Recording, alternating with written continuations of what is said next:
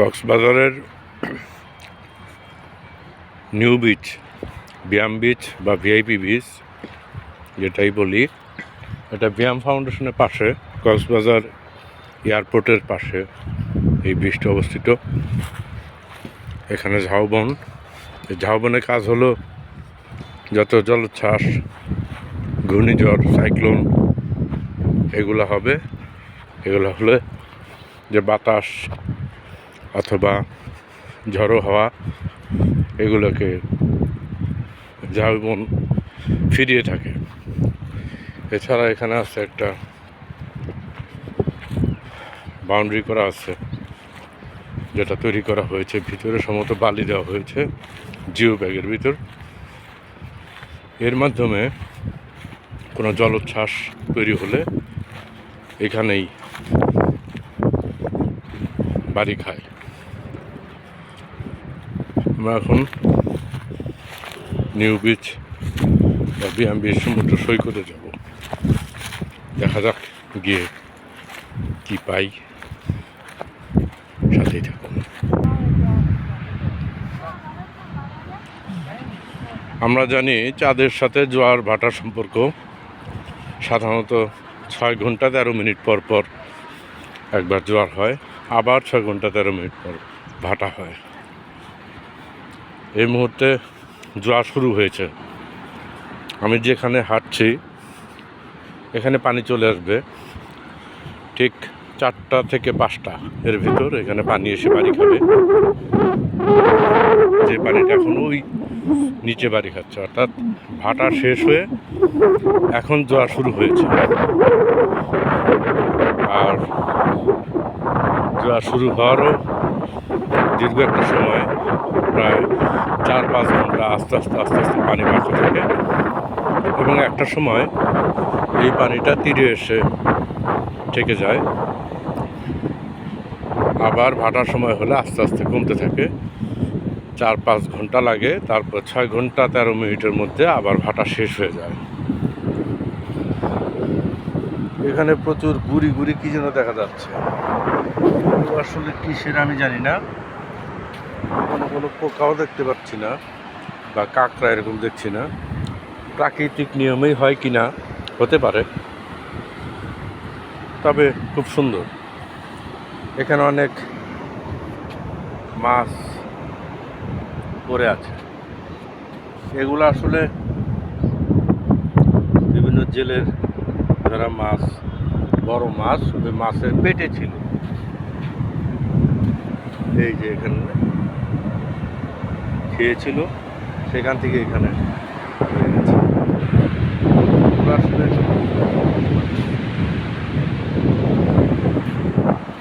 মাছটা কি জানি না, সামুদ্রিক মাছ, সুন্দর মাছ।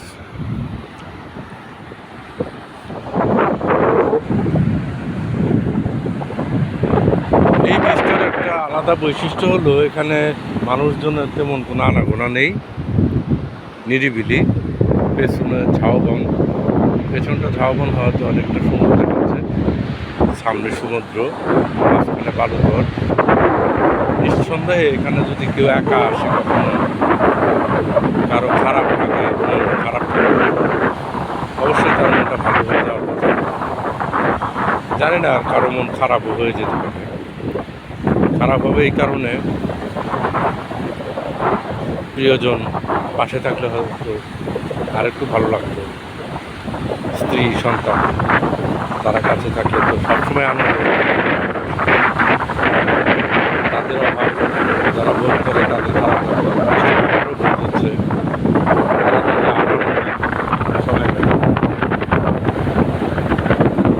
এখানে বাচ্চারা ছোট ছোট ঢেউয়ের মধ্যে খেলা করতে পছন্দ করে, সাঁতার কাটতে পছন্দ করে।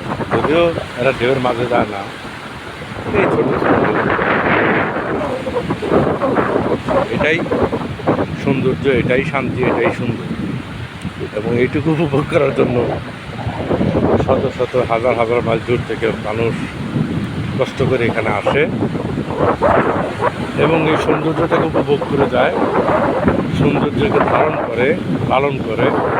একটা সময় মানুষ প্রশান্তি বোধ করে, এই প্রশান্তি মানুষকে আনন্দ দেয়, বেঁচে থাকার উদ্দীপনা দেয়। সত্যিকার অর্থে এই সময়টাতে অনেকেই বিভিন্ন জায়গায় কেনাকাটা করছেন, কেউ ঘুরছেন, কেউ ঘুমাচ্ছেন, কিন্তু এই যে একটা মুহূর্ত, এত সুন্দর একটা মুহূর্ত, এই মুহূর্ত উপভোগ করার লোক খুব কমই আছে। যারা জানেন তারা এই সময়টাতে আসেন, যারা জানেন না তারা কি করে আসবে, আসলে কি আনন্দ পাবে বা কতটুকু মজা লাগবে কে বুঝবে।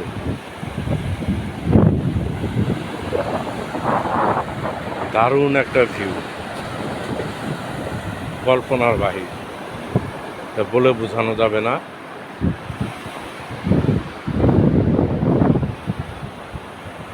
কক্সবাজার জেলাটা সুন্দর একটা জেলা এবং সমুদ্রের পাশে হয়, এটা অস্বাভাবিক সুন্দর ধারণ করছে। এর মধ্যে আছে অনেক বৈচিত্র্যতা, আছে পাহাড়, সমতল, আছে লবণ উৎপাদনের জায়গা, রোহিঙ্গা ক্যাম্প, রাম ও বৌদ্ধ মন্দির এবং সমুদ্র সৈকতের পাশেই আছে বিভিন্ন ধরনের শুটকি পল্লী। এছাড়া আছে এয়ারপোর্ট তো আছেই, সি বিচ আছে অনেকগুলো, ঘোরার মতো অনেক জায়গা আছে, ইচ্ছা করে সময় কাটানো যায়। আর এখানে একবার আসলে আর যে আসবো না এরকম কখনো মনে হয়নি আমার, অন্তত আমার মনে হয়নি। একবার আসলে বারবার আসতে মন চাইছে এবং আসছি। হয়তো আল্লাহ বাঁচায় রাখলে আবারও আসবো, যদি কারো ভালো লাগে তারাও আসবেন। বাংলাদেশ অপার সৌন্দর্যের দেশ, এখানে ঘুরে ঘুরে দেখার মতো অনেক কিছু আছে, আনাচে গানাচে অনেক কিছু আছে। আমি একটা ভিডিও করেছিলাম কিভাবে শুটকি তৈরি করা হয়, ভিডিও করেছিলাম সেই রোহিঙ্গা ক্যাম্প গিয়ে।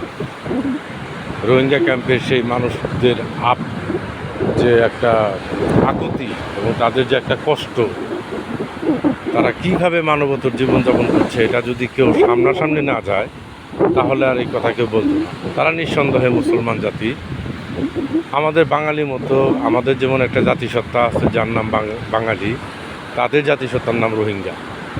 রোহিঙ্গাকে আমরা অনেকে বকা হিসেবে ইউজ করি, আমরা যদি বাঙালিকে বকা হিসেবে ইউজ করতে পারি, নিঃসন্দেহে তারা রোহিঙ্গাকে বকা হিসেবে ইউজ করতেই পারে। তবে রোহিঙ্গা জাতি আমি গিয়ে যা দেখেছিলাম, সেখানে অত্যন্ত পর্দানশীল লোক তারা, এবং অসহায় মানবতার জীবনযাপন করছেন।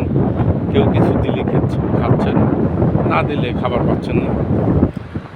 আর আমাদের ডিসি মহোদয় বললেন তাদের জন্য এখন গত 1 মাস যাবৎ বরাদ্দ হচ্ছে প্রতি মাসে $12.5 একজন ব্যক্তির জন্য $12.5 তাদেরকে দেওয়া হয়। ওই পরিমাণ অর্থ সরকারি টাকা, বাংলাদেশি টাকা, ওই টাকাটা দেওয়া হয়।